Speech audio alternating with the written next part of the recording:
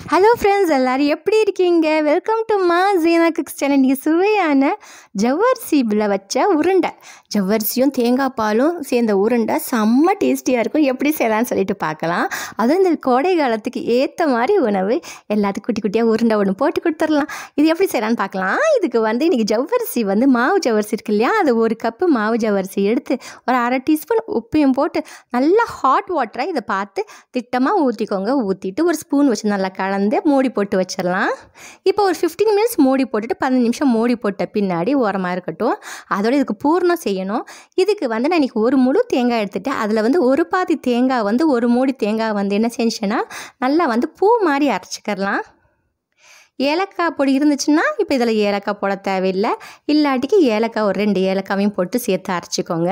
அதோட இதுக்கு சுகரும் அதே மாதிரி ஏலக்காய் பொடியும் சேர்த்துக்கிட்டேன். 1 டேபிள் ஸ்பூன் சுகர் சேர்த்துட்டு இதெல்லாம் நல்லா கலந்து வச்சாச்சு. இனிப்பு உங்களுக்கு அதிகமாக வேணும்னா அதுக்கு ஏற்றாப்புல இனிப்பு போட்டுக்கோங்க. இது லைட்டாக மைல்டாக இருக்கும். இப்போ இதெல்லாம் நல்லா கலந்துக்கிறலாம். இப்போ இதை நல்லா கலந்துட்டு ஓரமாக வச்சுக்கலாம். இன்னொரு பாதி மூடி தேங்காய் மேல் அந்த ப்ரௌன் பார்ட் மாதிரி இருக்கும் இல்லையா, அதை எடுத்துட்டு இதை கொஞ்சம் தண்ணி ஊற்றி ஃபஸ்ட்டு தேங்காய் பாலாக எடுத்துக்கோங்க. ரொம்ப தண்ணியாக இல்லாமல் கொஞ்சம் நல்லா ஃபஸ்ட்டு பாலாக ஒரு 2 கப்பு தண்ணி ஊற்றி எடுத்துக்கோங்க திக்காக. இது மாதிரி திக்காக எடுத்துகிட்டு இதுக்கு இனிப்பு போட்டு கலந்து வச்சுக்கலாம். நான் இன்றைக்கி ஒரு 2 டேபிள் ஸ்பூன் இனிப்பு போட்டு இது கலந்து வச்சுட்டேன். இப்போ நம்ம ஒரு 15 நிமிஷம் கழித்து பார்த்தோம்னா எப்படி இருக்கும்னா, இது நல்லா தண்ணியெல்லாம் நல்லா உறிஞ்சிட்டு நல்லா இருக்கும். அப்போ கையை விட்டு நல்லா பிசைஞ்சிக்கிறலாம். இது மாதிரி நல்லா பிசைஞ்சி விட்டுக்கோங்க. ஆனால் நம்மளுக்கு இப்போ உருண்டை போட முடியாது. ஸோ என்ன செய்யலாம்னா, மறுபடியும் நான் தண்ணியை ரீஹீட் பண்ணிட்டேன். மறுபடியும் தண்ணியை ஹீட் பண்ணிவிட்டு நல்லா மறுபடியும் சூடாக்கிட்ட பின்னாடி தண்ணியை இப்போ ஊற்றிட்டு மறுபடியும் ஒரு 15 மினிட்ஸ்க்கு ரெஸ்ட் எடுக்க வச்சிடலாம். இப்போ ரெஸ்ட் எடுத்துகிட்ட பின்னாடி லைட்டாக அந்த லிக்விடாக தான் இருக்குது. நம்மளுக்கு ஓரளவுக்கு உருண்டை பிடிக்க இது மாதிரி வராது இல்லையா. ஸோ என்ன செய்யலான்னா, நல்லா கை விட்டு நல்லா பிசைஞ்சிக்கிறலாம். இப்போ நல்லா பிசைஞ்சு பார்த்தோம்னா நம்மளுக்கு இந்த ஸ்டேஜ் லிக்விடாக தான் இருக்குது. இப்போ மாவு உருண்டை பிடிக்க வராது. ஸோ மறுபடியும் என்ன செய்யலான்னா, தண்ணியெலாம் எதுவும் ஊற்றாமல் அப்படியே ஒரு 10 நிமிஷத்துக்கு அப்படியே நல்லா அப்படியே நல்லா பிசைஞ்சு அப்படியே நல்லா திக்காக பிசைஞ்சு அப்படியே வச்சுருங்க. மூடி போட்டு இன்னும் ஒரு 10 நிமிஷத்துக்கு வச்சிடலாம். இப்போ 10 நிமிஷம் கழித்து பார்த்தோம்னா, இப்போ நம்ம நல்லா பிசைஞ்சு பார்த்தோம்னா நல்லா இப்போ மாவு மாதிரி நல்லா நம்மளுக்கு ஆயிரும். நம்மளுக்கு நல்லா இப்போ பிடிக்கவும் வரும் உருண்டை பிடிக்கிறதுக்கு. இப்போ கையை நல்லா தண்ணி விட்டு நல்லா கழுவிட்ட பின்னாடி இப்போ பார்த்தோம்னா ஓரளவுக்கு கரெக்டாக வந்துடும். தண்ணி நல்லா கை தண்ணியில் கழுவிட்டு நல்லா ஈரமாக்கிக்கோங்க. கையை ஈரமாக்கிட்டு நம்ம எப்பவும் போல் யூஸ்வலாக வடைக்கு தட்டுற மாதிரி தட்டிக்கிறலாம். கொஞ்சம் திக்காக எடுத்துக்கோங்க. அதோட பூர்ணம் 1 டேபிள் ஸ்பூனையும் வச்சுட்டு நல்லா எல்லா பக்கம் ஃபோல்ட் பண்ணி விட்டுக்கோங்க. இப்படி மடித்து விட்டுக்கோங்க. இது மாதிரி குட்டீஸ்லேருந்து பெரியவங்க வரைக்கும் செஞ்சு கொடுங்க. ரொம்ப ரொம்ப விரும்பி சாப்பிடுவாங்க. இது நம்ம பாரம்பரியமான ஒரு உணவு. இப்போ உள்ள பீரியடில் இதெல்லாம் அப்படியே கொஞ்சம் கொஞ்சமாக மறைஞ்சு போயிட்டே இருக்குது.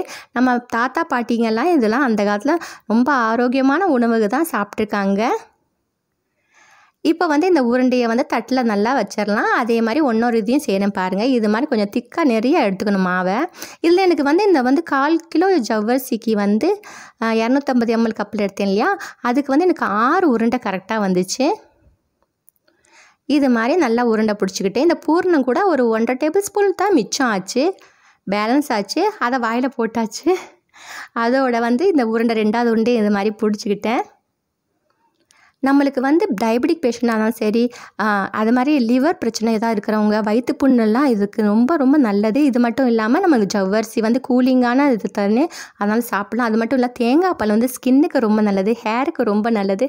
ஸோ தேங்காய் பாலும் ஜவ்வரிசி காம்பினேஷன் செம்ம காம்பினேஷன். கண்டிப்பாக வீட்டில் உள்ளவங்க எல்லாத்துக்கும் செஞ்சு கொடுங்க. இந்த நம்மளுக்கு ஃபஸ்ட்டு 2 உருண்டை செய்யணுன்னா தான் கொஞ்சம் லைட்டாக கஷ்டமாக்குற மாதிரி ஃபீல் ஆகும். கஷ்டமே கிடையாது. நம்மளுக்கு இந்த தண்ணி மட்டும் திட்டமாக ஊற்றிட்டு மாவு பிசைஞ்சோம்னா கரெக்டாக வந்துடும். ஏன்னா இந்த தண்ணி ஈரமாக நிறைய ஆயிடுச்சுன்னா நிறைய பேர் என்ன செய்வாங்கன்னா கார்ன்ஃப்ளவர் மாவு போடுவாங்க. ஆனால் பாரம்பரியமான உணவுலலாம் கார்ன்ஃப்ளவர்லாம் போடுறது கிடையாது.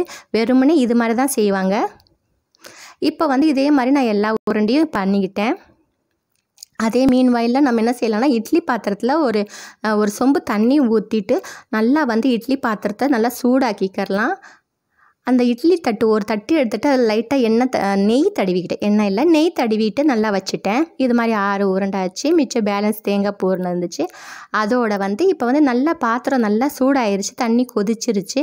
இப்போ வெள்ளை துணி இருந்தால் துணி போட்டுக்கோங்க. நான் துணி இல்லை, அதோட நான் அப்படியே தான் வச்சுக்கிட்டேன்.